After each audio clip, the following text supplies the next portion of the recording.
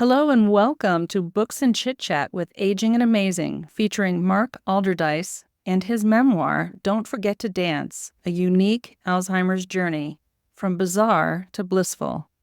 I'm Christy Byrne-Yates, a team member at AlzAuthors, the global community of authors writing about Alzheimer's and dementia from personal experience to light the way for others.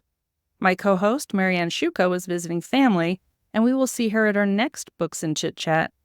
Marianne is a founder and manager at AlzAuthors and the author of Blue Hydrangeas, an Alzheimer's love story. I'd like to introduce some of the members of our team who are with us today. We're also joined by Malika Moore of Aging and Amazing. Aging and Amazing is our partner on this Books and Chit Chat, and it's a wonderful organization that values healthy aging and caregiving. One side of the organization focuses on care management, and the other side of the organization focuses on their signature online community. Within this online community, over 200 members from around the world share their stories, resources, and tips to help support caregivers and those who are aging. Check out their online community to learn more. We're all aging and amazing. We also have Vicki Tapia, a founder and manager at AlzAuthors. Vicki is the author of Somebody Stole My Iron, as well as wonderful other books. This event is being recorded and will be posted in our YouTube channel and on our podcast, Untangling Alzheimer's and Dementia. You can listen to the podcast on all the major podcast sites like Apple and Spotify. You'll find it on our website at alzauthors.com. And I think we're ready. Marc, welcome to Books and Chit Chat and Aging and Amazing and AlzAuthors. We're so excited to have you here and to talk about your book, Don't Forget to Dance. And I'm just going to turn it right over to you right now and ask you to tell us a little bit about your journey and your book and kind of get us started. Okay, that sounds great. Yeah, I'm happy to be here. Like you said, the title is Don't Forget to Dance, and I'll come back to how I came up with that title in a little while.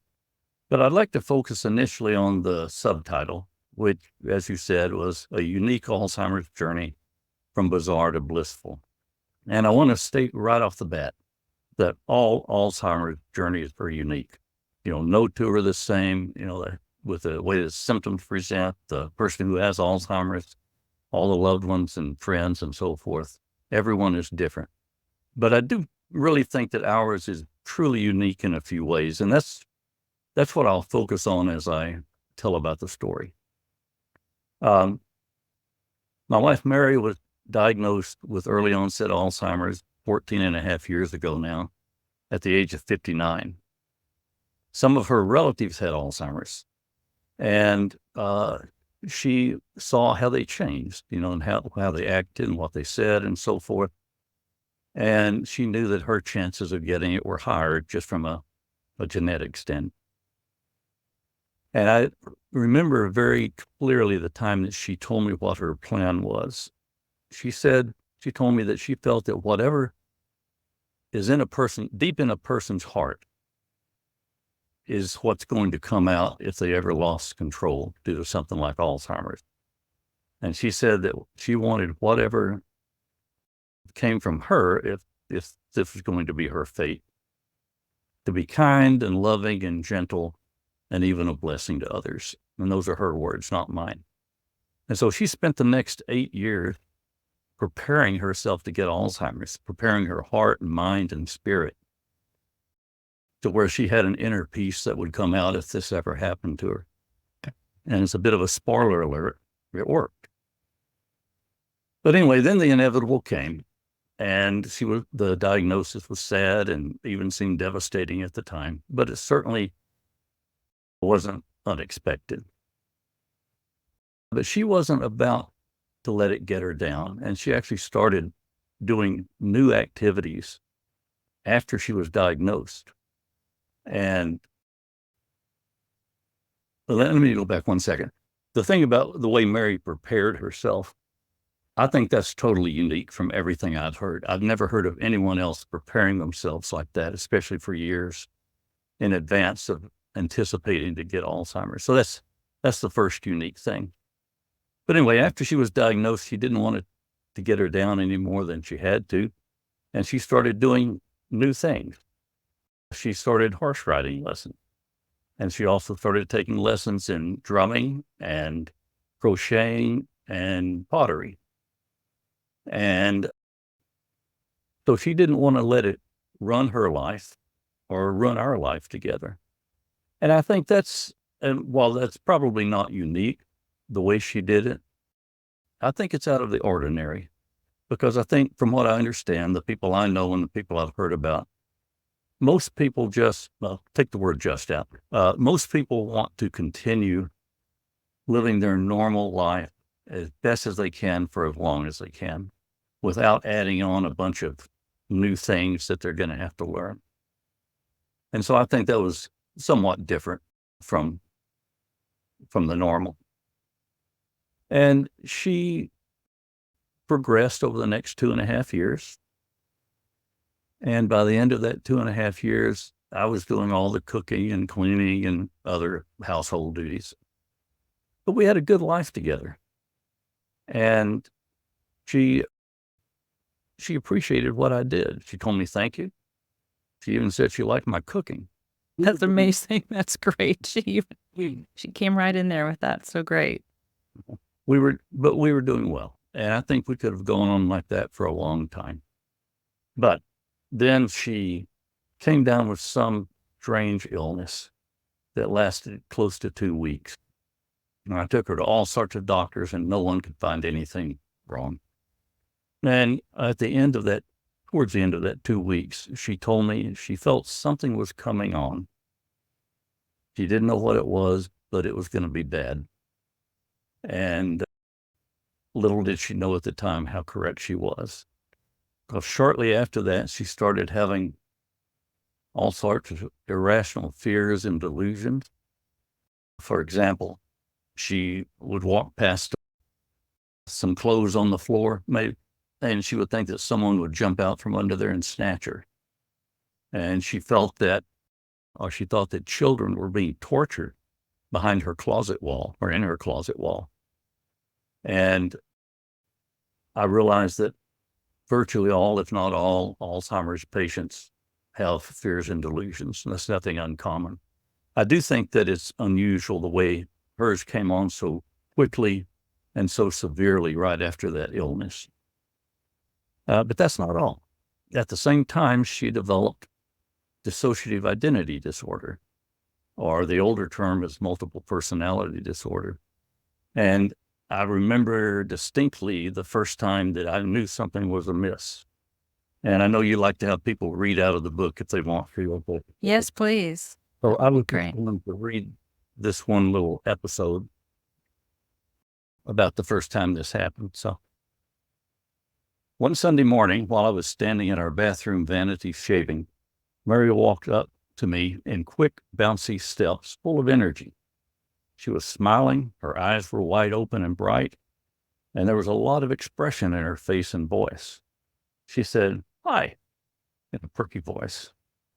"Hi," I smiled back, glad to see that she was feeling better, cheerfully, yet wondering what had changed. She asked, "Who are you?" And I said, "I'm Marc," I replied, thinking she had just forgotten my name due to the Alzheimer's, not yet realizing something was significantly different. "Where do you live?"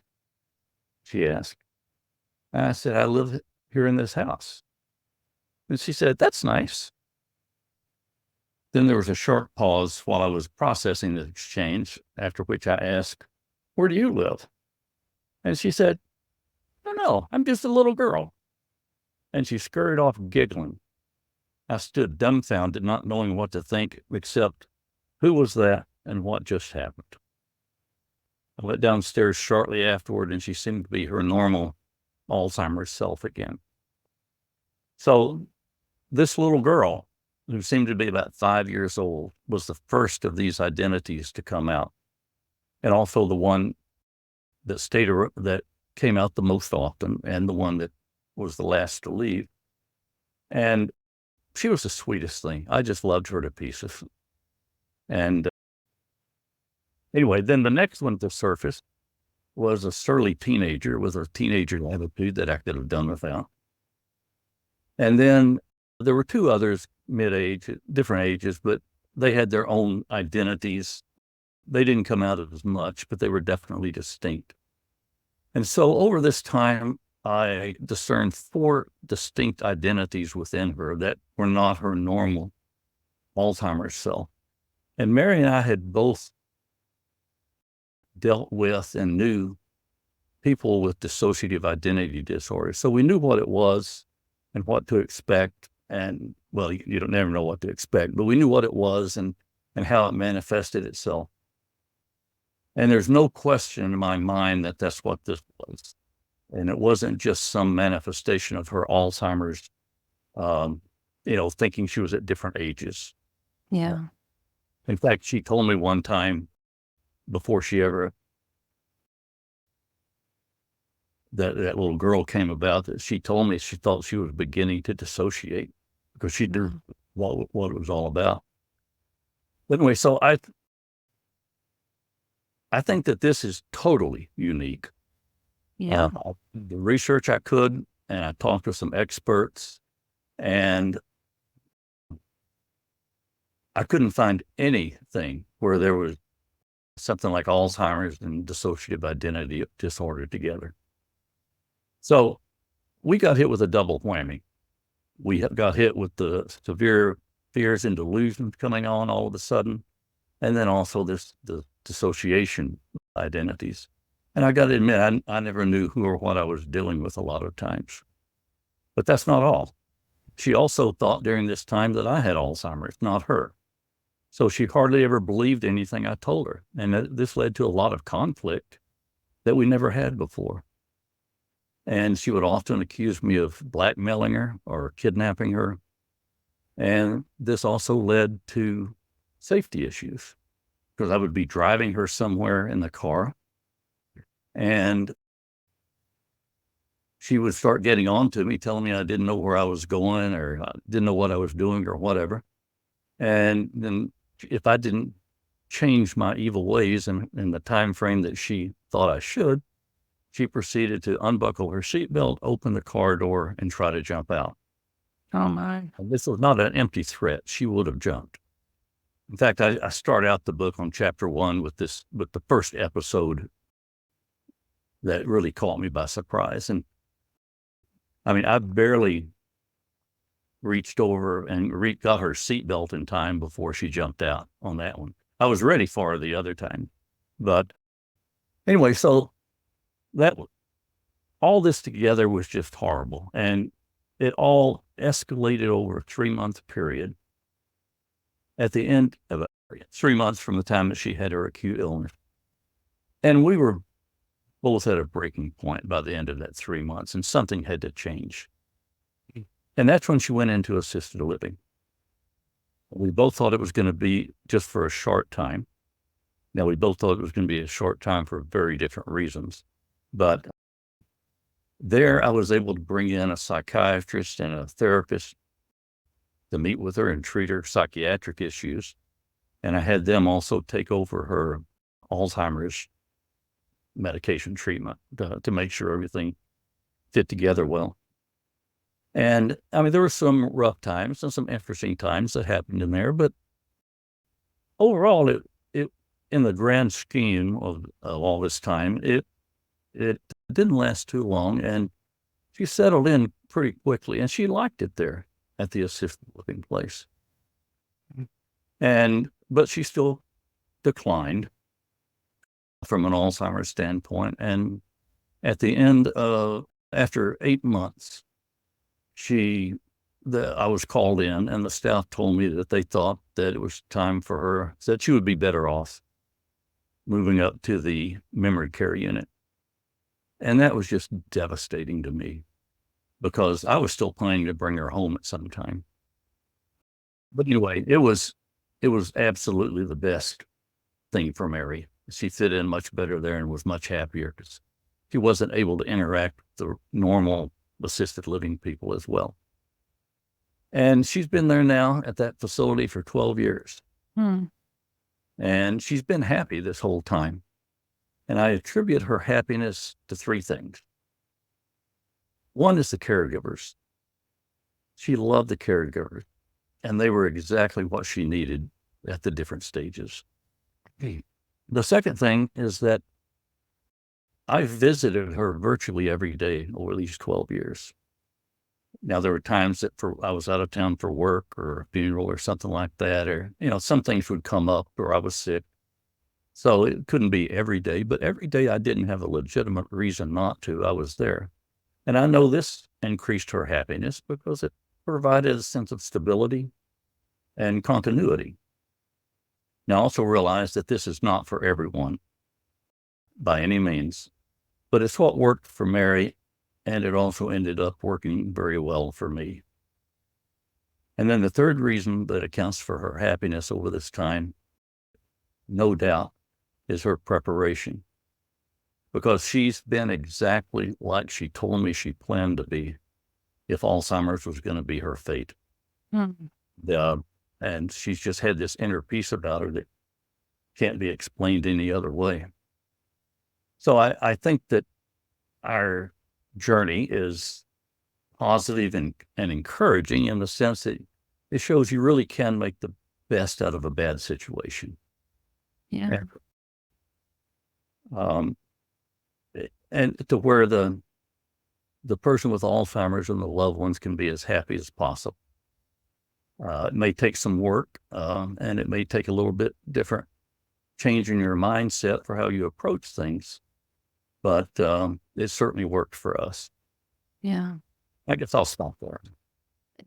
Marc, this is just so fascinating. I do have a couple of questions, and there may be questions from the group too. One, so when you did move her into assisted living and you had some psychiatrists and physicians working with her, did they validate your thoughts of, oh, this is dissociative disorder? Did they see that? Yeah, I mean, they certainly realized that that's what was happening. Whether there's an official diagnosis written somewhere of that, Yeah. I'm not sure. But they did notice it to some extent. Sure. She was put in a different situation when she was talking with them, or that kind of changed the overall atmosphere. But I And your sons weren't living with you at the time, so did they ever encounter that with their mother? don't think so. No, I don't think they ever really saw that. Okay, yeah, gosh, I just think that's gotta be so shocking for you. It was a shock. And I also wanna say I appreciate you saying that it worked for you and for Mary to have her be in assisted living. I think there are so many different possibilities for how to care for someone, and, there's valid reasons for doing everything. So I know sometimes people want to lean into, well, do everything at home, but that doesn't always work for everyone. And I think that it's finding what's right for you and for your person too. Well, I certainly planned on keeping her at home a Mhm. lot. But she was so out in left field at time. There's just no keeping her home. Like I said, I planned on bringing her back if that was possible, but that just didn't work out. Oh, so I was just gonna, I love that how you talk about how she prepared herself. And there's also a lot of thought to, early onset, we're learning more and more about this disease, and we're learning more and more about diagnosing it early and early interventions. But the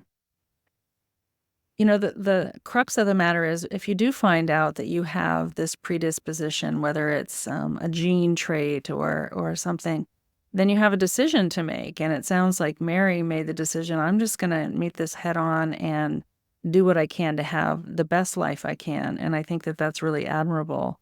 I can see how it might be very hard for some folks to think, oh gosh, it's all over now. Now, you can go down into a horrible spiral. It's a lot of things. So this is sort of a testament to the other side of that coin too, of looking at it and being as proactive as you can. And then I guess my question for you, Marc, is how was that for you as a partner to get this to feel like, oh gosh, Mary is onto something here. Maybe she is having some issues that are bigger than than what we thought.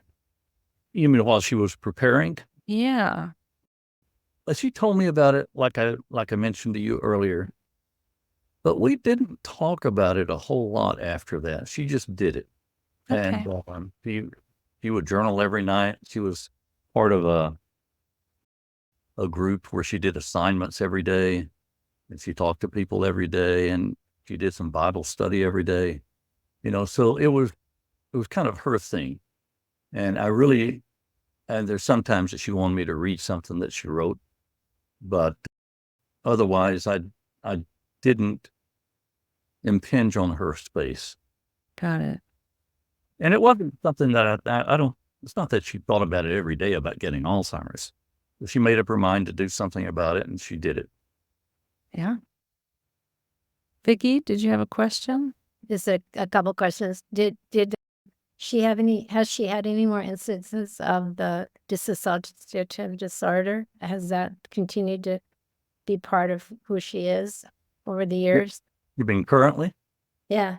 Oh, no. Well, first of all, she never had anything before that time I mentioned to you. Probably the last time I saw that little girl was maybe 6 months after she went into assisted living. Oh, really? Okay. I mean, the drugs that they gave her are psychotropic drugs meant to get rid of those things, and Okay. Sure. but it lasted about that long. Oh. But it wasn't as evident, and I think a lot of it, if people didn't know what to look for, they wouldn't have noticed it. Well, I've done a lot of reading, and I've never come across that in anything I've ever read or talked to people about. I just find it very fascinatingly unusual. I don't wish it on anyone, so I hope it's totally useful. Can you specifically say some of the things that she did once while she was preparing herself, as you said, in case she got it? What specifically? I mean, you said she wrote, and what other things did she do? Do you remember her doing to prepare herself in case she got Alzheimer's? Nothing more than what I've already talked about with the writing, and she poured out her thoughts in her writing, and I really let that be her thing. I wanted her to be able to write what she wanted to write without any fear of me reading it or something. Not that she'd be afraid of that, I don't think, but she needed to have her personal space. And you're being sensitive. I was trying to be. Yeah. It sounds very sensitive. How have your sons, do they see her, and how have they sort of adjusted to, I don't know, your current situation? Well, they've adjusted to it, and we all have. It's something that eventually you have to recognize, and you eventually come to the point that you know this is what it is. One of the sons, the local son, sees her periodically. The one that lives in Colorado, he sees her most days when he's here. It's something that's accepted now. Yeah, this many years. It's tough. I see Malika has her hand raised. So Malika, you want to unmute and go ahead and ask? Sure. So thank you for sharing your story. I agree. It is very fascinating. I think I like a comment and a question. I noticed like the power of your wife's words, like the things that she would speak. I noticed twice where you said, hey, she spoke something and it kind of, you watched it unfold. Has it always been like that in your relationship where she kind of was intuitive about things even before she got the illness? Well, yeah, she was pretty intuitive. Sometimes it seemed too much. No, she was, I don't know that changed a lot. I mean, she was always pretty intuitive about, people's thoughts and actions and so forth, if that's what you're asking. Yeah. Yeah. You answered it. So, and the second question I had is like, I think a question we're probably all thinking, where did you kind of get the energy, the time to say, hey, let me write a book about this? Well, the writing aspect, I mean, I didn't, like most authors, I think, I did not start out with the intent of writing a book. And I had never journaled. That's not a guy thing, But anyway, once she started having symptoms, I started taking note so I could write down what she was doing and how she was changing, so I could tell the people who were treating her so they could treat her better. And I took a lot of notes during that 3-month period because things were changing so often. And I really didn't, I had to write things down just to keep track of what was going on, and it would change. But they were, again, like I kind of mentioned before, I didn't know who I was going to be dealing with or what I was going to be dealing with from moment to moment. But then I continued taking note when she went into assisted living and all the way through memory care. In fact, I took some notes last night after I visited her. So it's still going on a little bit. I don't take notes that often now because things aren't changing that much. But it was a positive change, so I thought I wanted to note it. And so then once she went into assisted living, I started looking back over the notes. And a couple of things dawned on me. One was that there were a lot of good points here. I had dealt with a lot of things, and I didn't mind trying different things with her. And so when she had symptoms of Alzheimer's and I tried different things, and I wrote down what worked and didn't work and what I did and didn't work or didn't do. And so I, like all authors, I think it was something that people could learn from. But then also in looking at it, there were some really interesting things that happened. And it really was a unique story. And so I thought that would be worth telling. And so that's when I started writing a book. I had never written a book before. I had written a lot of publications, articles, reports, protocols, whatever, all this scientific stuff, where you just present the facts, And so that was and I never took a writing course either. So that was where I started on this. And so I came up and started writing it. I came up with a draft of the different things, thinking that, I guess, more with this scientific attitude, thinking that it'd be good to kind of stick to the facts and that people wouldn't want to know, all the, personal stuff surrounding it, or, the kind of putting in as few details as possible, to get the point across. Anyway, so then I met this editor, and she's very good, very patient. And I sent her this draft, and she very politely, very professionally barfed all over it. She didn't tell me that, but she didn't say this is the worst thing she's ever read, but she told me, you should think about doing this and, expand this, make a better story here, do this. And she caught some of the just general writing mistakes that I made that you don't want to do. And I got to admit, if I heard show, don't tell from her one more time, I was going to scream. But she was great. And I really appreciate what she did. And we worked together for a good while, and she had lots of good suggestions. And at the end, I came up with my style. My book written the way I want it. It's not necessarily written the way her books are by any means, but it's the way I want it written, and it says what I want it to say, and it's all true. So anyway, that's where the writing aspect came in. We've all had that episode where someone said, show us, don't tell us. Or I love the way she barfed all over it, maybe metaphorically, but we all have that feeling of, somebody's going to hate it. I absolutely love how you're telling us this too, for those of us who are writers or people who are writing, because it is such a personal story you're telling. And one of the things maybe that we didn't tell people, Marc, is you are an academic, right? You're a scientist. And so, you taught college level courses in pharmacology. And so I can see that you would take notes and look at changes, and because this is how your mind works, and it's so helpful. And then on the other hand, it's like, I can see that writer saying, and then you were saying, well, I didn't want to, tell too much about my personal stuff. And the rest of us are thinking, that's exactly what we want to hear. We want to hear about all that. Well, Your editor probably gave you that feedback. So that's great. That's wonderful. the way that the research background helped me is I didn't mind experimenting with things. I didn't mind trying different things with Mary to see what worked. And if something worked, great. I would do it again or expand on it or whatever. Didn't work, fine. You probably wouldn't remember it the next day. So it was worth trying a lot of different things.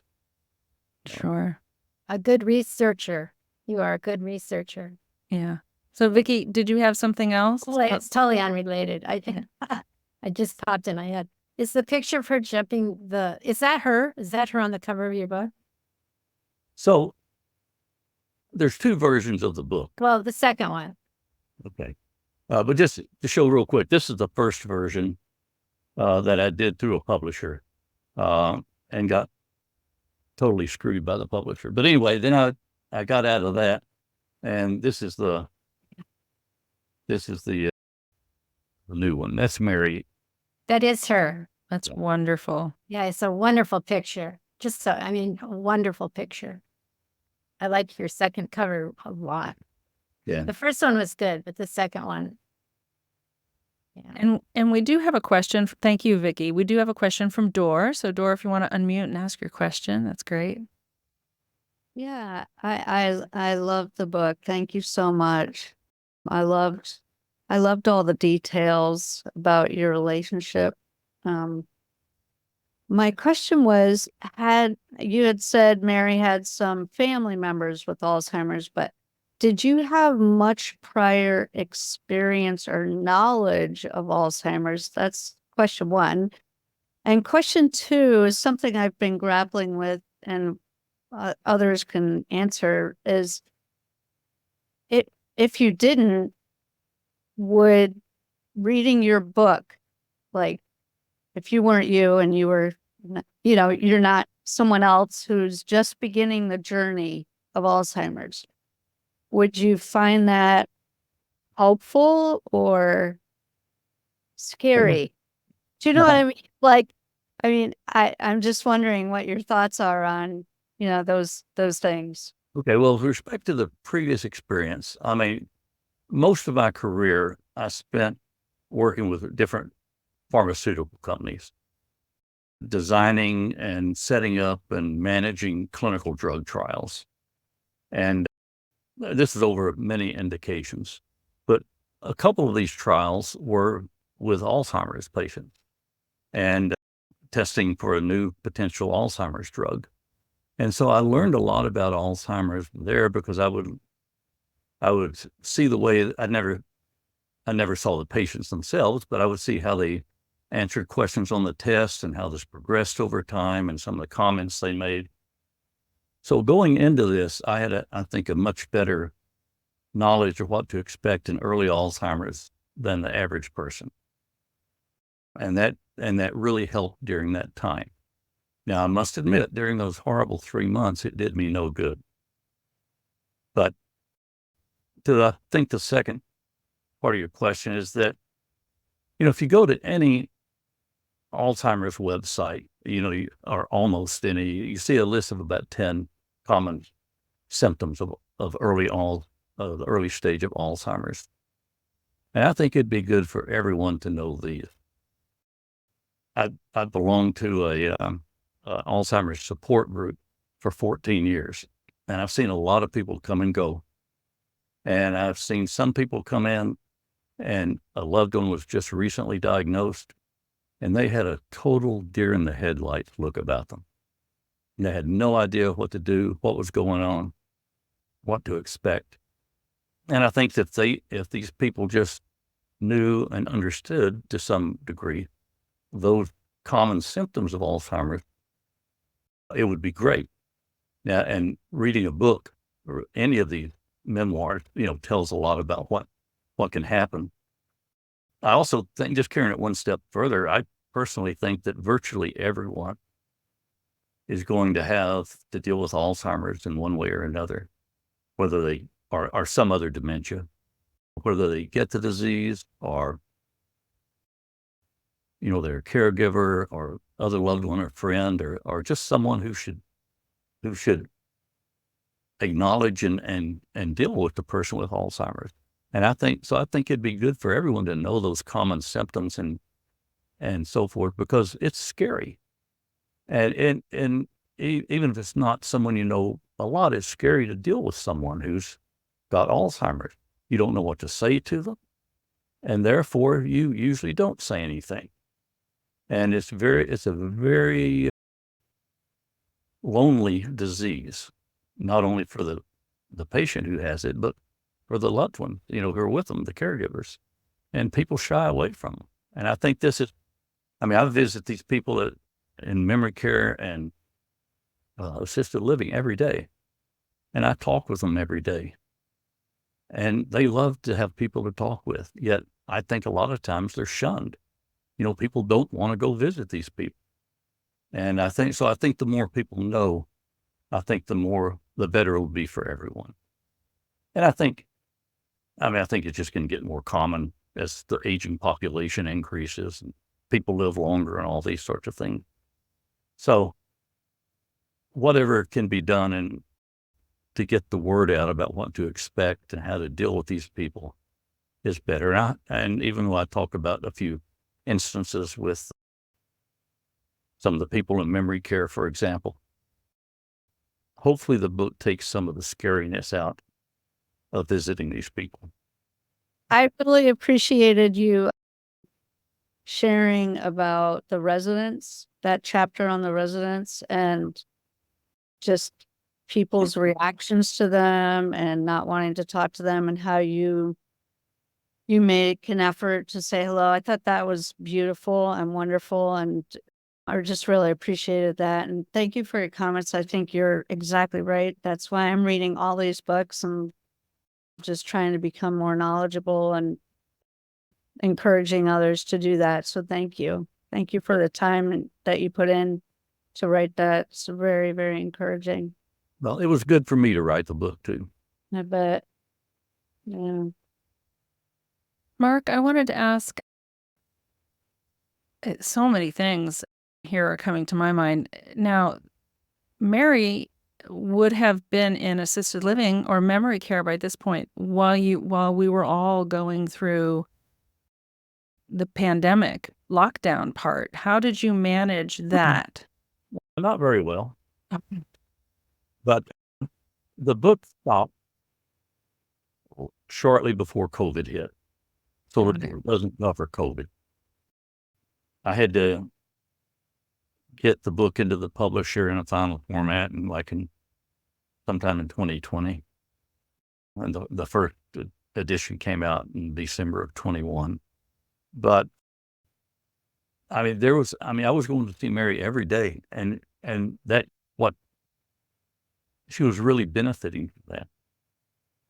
And then COVID hit, and I could not go be with her physically for a little over a year. And I had been walking her every day. It was slow. I'd been walking her every day, and we still had really good times together, and she still smiled a lot. By the time I could go back and be with her physically, she was totally in a wheelchair, and she didn't smile anymore. And very difficult. She really went downhill during that year. But I've really brought her back quite a bit.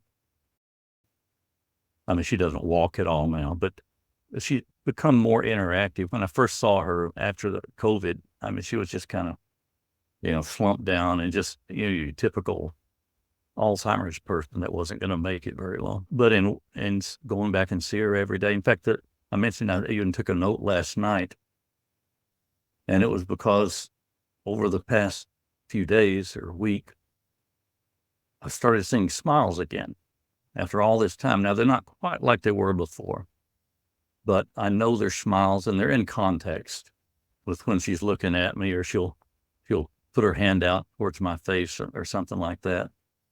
So there's a lot that these people who you think don't understand anything. It's amazing what they can still understand. Now, we haven't had a conversation for at least 8 years. I mean, it's been all nonverbal.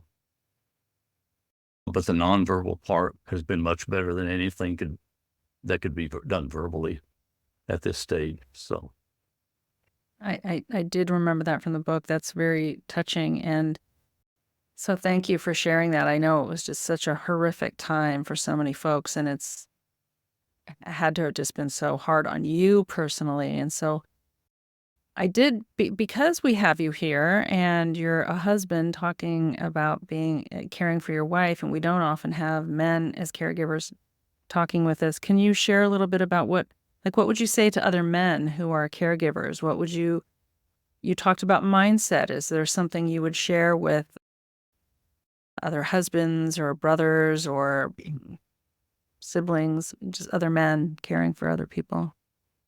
Well, and first of all, with the memoirs I've read, I must admit it, I've identified more with one that was written by a man, just because I could picture myself in that scene. If it's hard to say, because let me put it this way: if we were back in the 1950s, it'd be much easier to answer that question, because there was a more defined role between the men and the women of the family. Okay. Nowadays, it's much different in most cases. Now, Mary's and my relationship was more like the 50s.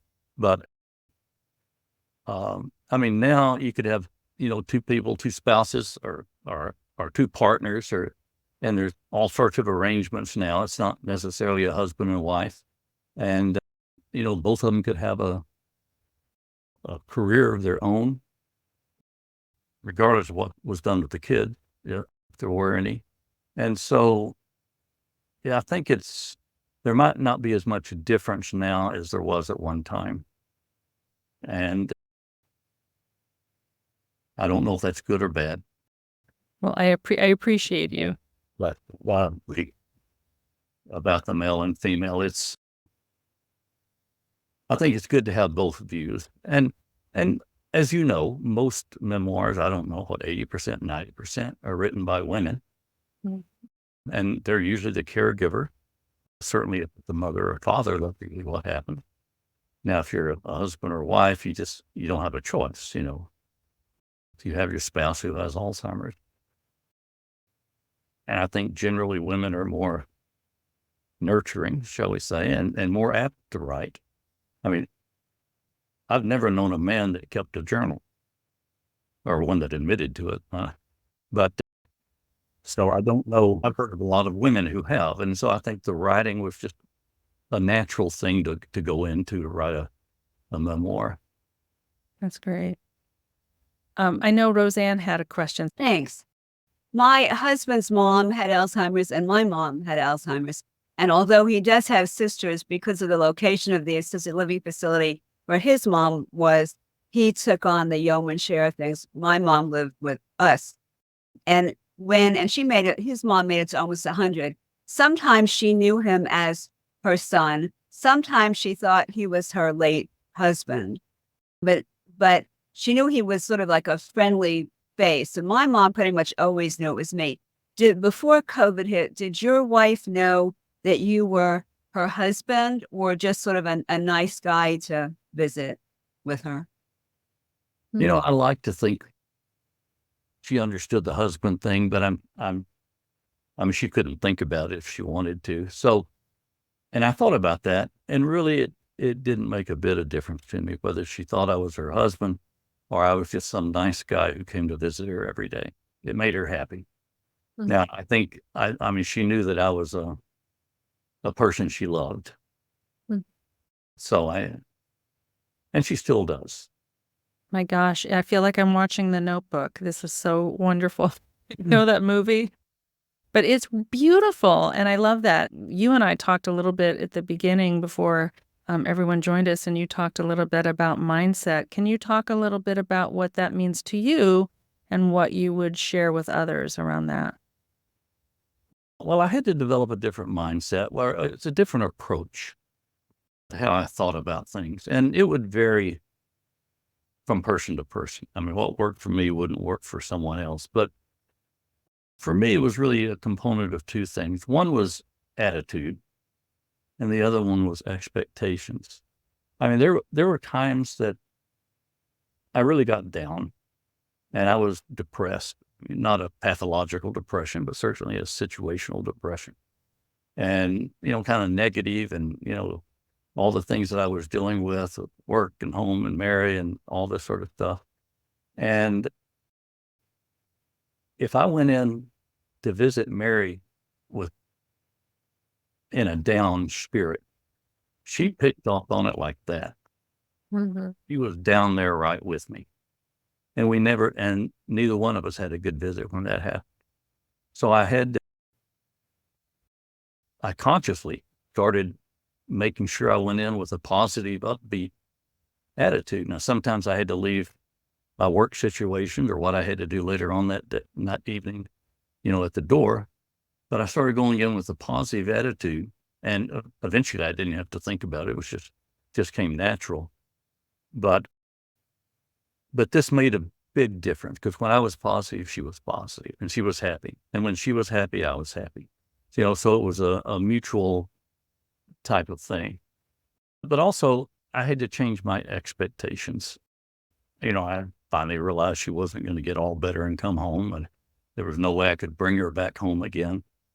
And so, even though it may sound negative, when I really realized that she was not going to get any better, she was going to have to stay there, and, nothing from our previous lives was going to ever happen again. That was actually a freeing moment because I didn't worry about it.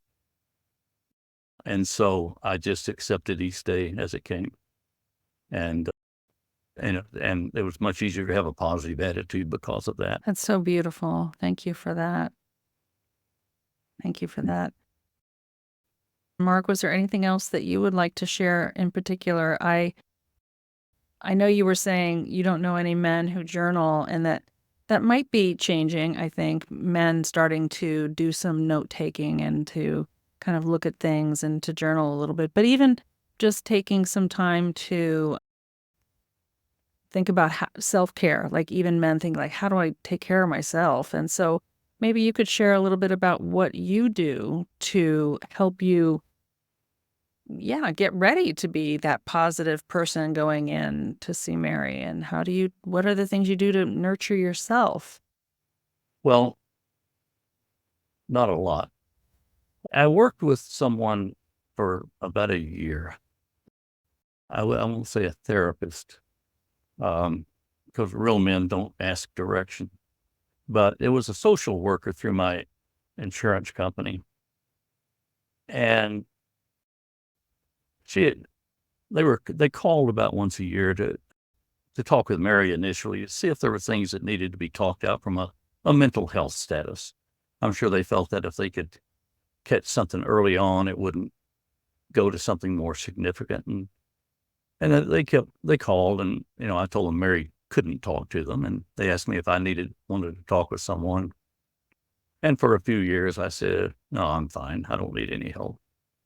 But anyway, then finally I did talk with someone, and she was very, very good, very helpful. And I didn't mind dumping on her, with various things that were bothering me, whether work or the dog I didn't want or long-term finances or whatever. And Mary's situation, and it wouldn't do any good to dump this on my sons because they couldn't do anything about it. So I didn't mind opening up with her. And then finally she asked me, what do you do for fun? And there was a long silence. I really couldn't answer her. And she convinced me to go out a few times and do something just for myself, not go visit Mary. And so I did this a couple of times. And I didn't tell her, but one of the times I went to see Mary first. But I did go out a couple of times, but it was by myself. and it was to some music cafe or something like that. And it was fine, but it wasn't an answer. But to get back to your question, it made me realize that I really did enjoy going to see Mary. And it was good for both of us. And so I didn't really approach it as a total obligation before that time, but I certainly didn't approach it as an obligation that I didn't want to do after that time. So that kind of opened up my mind a little bit. Sure. Well, and you referenced a support group. So are you involved in a Alzheimer's spousal or partner support group? Yeah, we meet it. I mean, some of them have their mothers or fathers, but Sure. we're still meeting by Zoom. We used to meet where Mary is now. Then COVID hit, and we're still meeting by Zoom, and it's every 2 weeks. Yeah.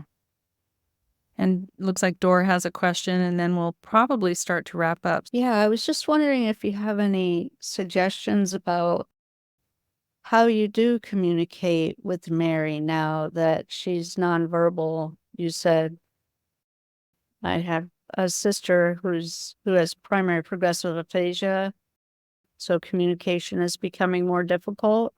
So I was just wondering if you have, it seems you've worked so hard at it, and I'm wondering if you have some suggestions for that. Well, it might be different between a spouse like I have and a sister like you're talking about.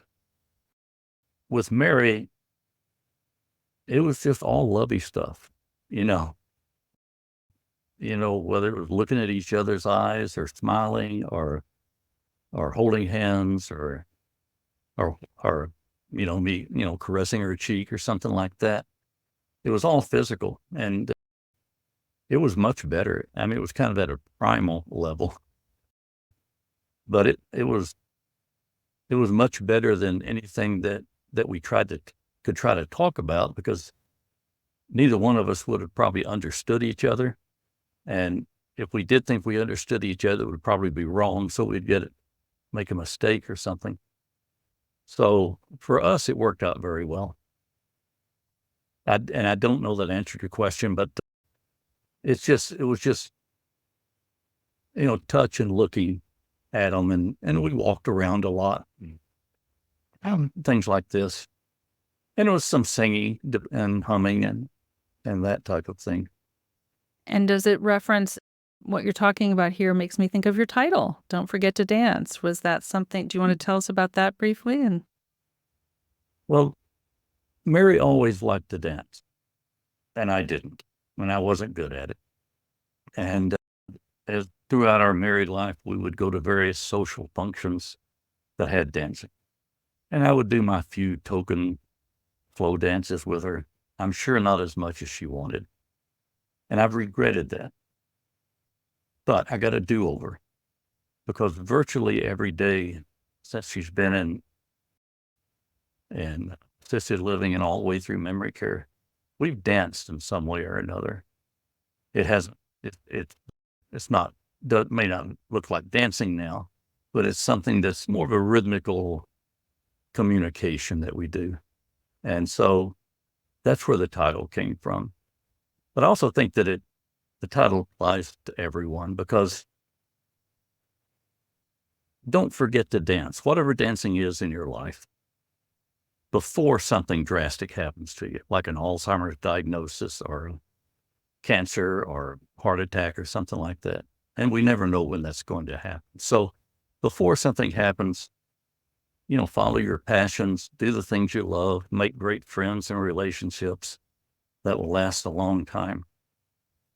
But then also, after something drastic happens, like an Alzheimer's diagnosis, don't forget to dance there. And Mary didn't, by all the things that she started doing after she was diagnosed. That's not the time to give up. So it kind of has implications. It had personal implications for me when I came up with the title, but I think it reaches far beyond that too. Marc, that is so beautiful. I just think that's so wonderful, and I love that so much. I wish we could talk forever, but we do need to wrap up. I like the Don't Forget to Dance. And trust me, I'll be sharing that with my husband. But I want to thank everybody for coming. And so, Marc, thank you for joining us. As I said, this episode will be posted on July 17th, and we're taking a break for the rest of July, so we won't have any other new podcasts during July. But in August, our Books and Chit Chat author will be our own Marianne Shuko and her book, Blue Hydrangeas, an Alzheimer's Love Story. So for all of you who are watching or listening to this later, you can learn more and register for the next Al's Authors and Books and Chit Chat at alsauthors.com or in the Aging and Amazing Community and Books and Chit Chat channel. Don't forget to subscribe to our podcast wherever you get your podcasts, and like and subscribe on our YouTube channel, which you can find also a link to that on our website. And lastly, I just want to say you are not alone. One can sing a lonely song, but we chose to form a choir and create harmony. Thank you so much for being here. Thank you very much. Hi, it's Marianne with exciting news. Al's Authors has published a brand new anthology, Poetry for the Dementia Journey, now available in ebook and paperback through Amazon. Within its pages, you'll discover a variety of voices writing about the diversity of dementia care experiences, caring for a mother or father or spouse, witnessing the decline of a sibling, reflections on the time before the diagnosis, the years of care, and the aftermath. Poetry provides us with a meaningful way to explore our experience and emotions regarding dementia and to express ourselves when we encounter the many different joys and dilemmas caregiving can bring. You'll find details on how to order the book in the show notes. Please remember to leave a review on the book sales page once you've read it. Reviews do help boost a book's visibility and helps readers find it. Thank you for your support of our efforts to erase the silence and stigma that often accompany a dementia diagnosis.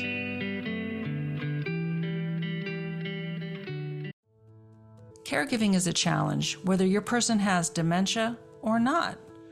Finding helpful tips and learning new strategies from people in the know is critical. That's why we at Al's Authors love the Happy Healthy Caregiver podcast from Elizabeth Miller, who also happens to be an Al's author. Elizabeth speaks from experience and has important and often fun conversations with other caregiving experts and professionals. And we appreciate learning tips on self-care, discovering new resources, and feeling empowered to support ourselves as caregivers. You can find the Happy Healthy Caregiver podcast wherever you download your favorite podcasts, or visit the website happyhealthycaregiver.com.